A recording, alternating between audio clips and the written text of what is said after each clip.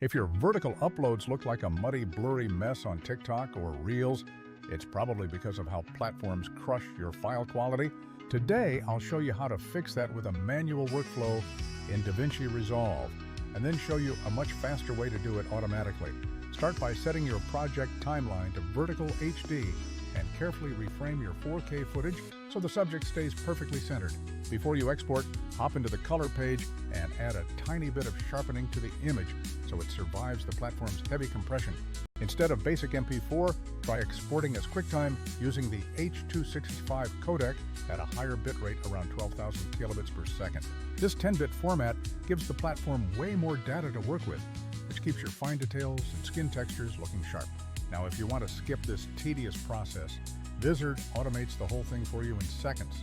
Vizard takes your long videos, finds the best clips automatically, and exports them with those optimized settings already baked in.